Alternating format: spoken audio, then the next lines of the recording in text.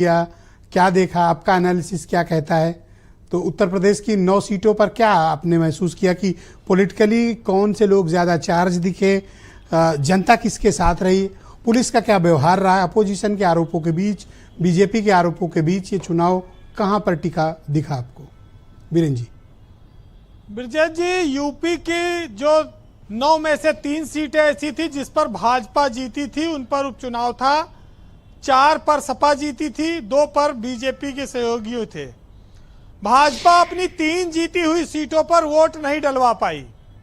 उसके गाजियाबाद, खैर और मझवा में वोट कम पड़ा है।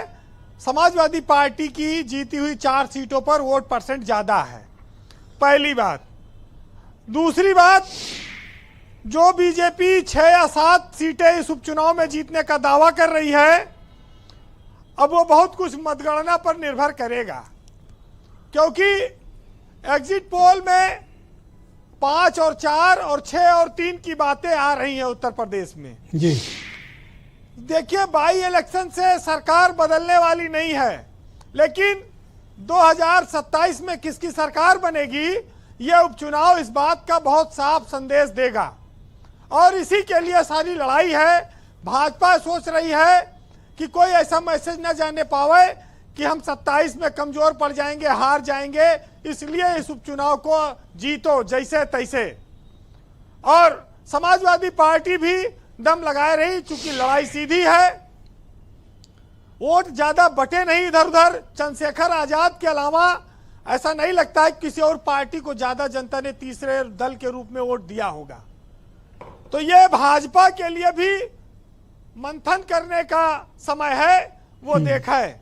मतलब उनकी अपनी सीटों पर आपका ये कहना है कि मतदान कम हुआ, मझवा हो गया या खैर और गाजियाबाद, टर्नअप नहीं हुए वोटर्स। साफ है कि इनका मतदाता उदासीन रहा। और कार्यकर्ता निकले कि नहीं निकले इनके वोट डलवाने?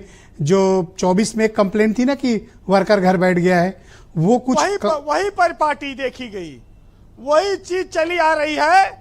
भाई गाजियाबाद में 2 लाख वोट से ज्यादा जीते रहे इनके कार्यकर्ता, कहीं कितना कम हुए?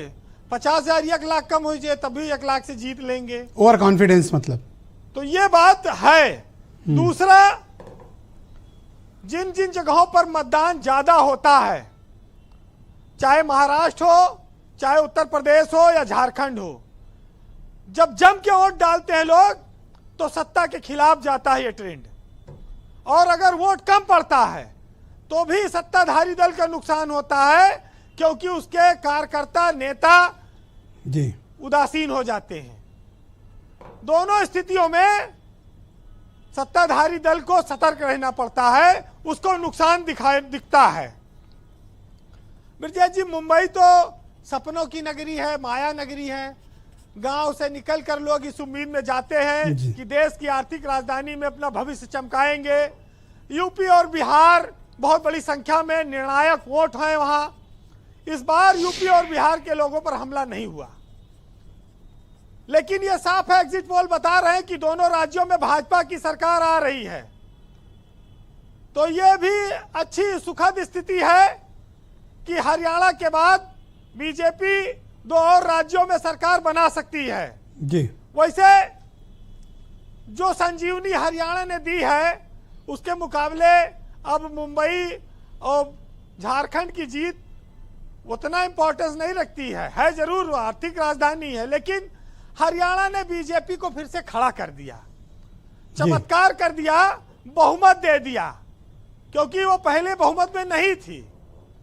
तो ये जो हरियाणा से मोदी और अमित शाह और भाजपा को जो संजीवनी मिली है, उसने पुरानी ऊर्जा उनकी लौटा दी है, और उसका नतीजा आप यहां देखेंगे। लेकिन इस बात की ओर भी ध्यान देना होगा कि एकनाथ शिंदे की ये पारी अब आखिरी थी।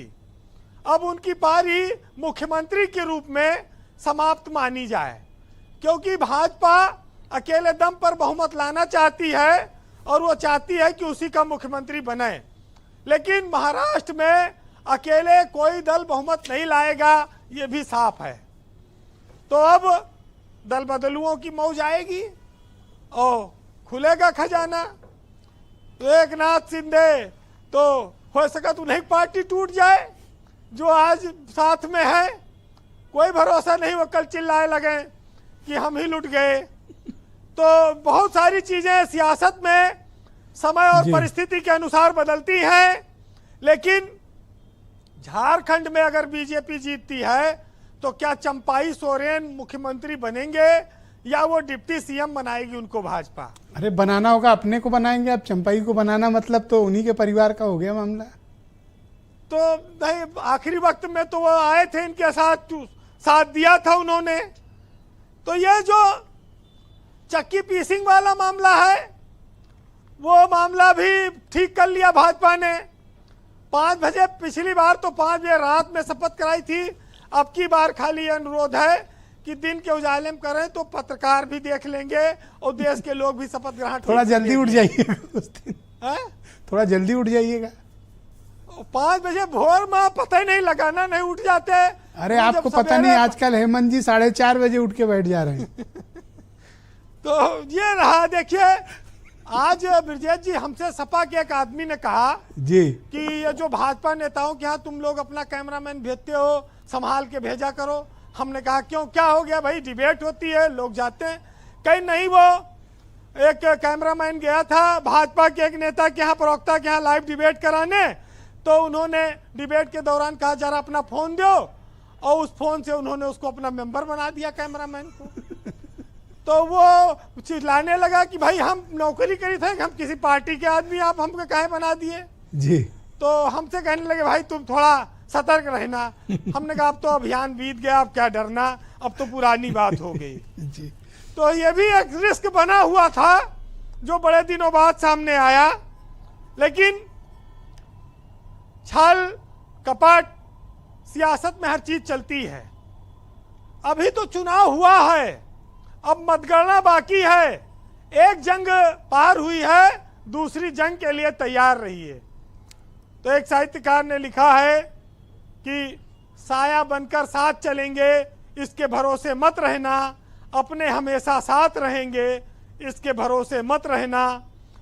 सावन का महीना आते ही बादल तो छा जाएंगे जी, हर हाल में बरसेंगे, पर इसके भरोसे मत रहना। और सूरज की मानिंद सफर पर रोज निकलना पड़ता है, बैठे बैठे दिन बदलेंगे, इसके भरोसे मत रहना। बहुत शुक्रिया वीरेंद्र जी, आपका बहुत बहुत धन्यवाद ग्राउंड जीरो से अपनी फीडबैक, ओपिनियन और पॉलिटिकल ऑब्जर्वेशन हम तक पहुंचाने के लिए। बहनों भाइयों, इस कार्यक्रम का दूसरा चरण प्रारंभ करते हैं।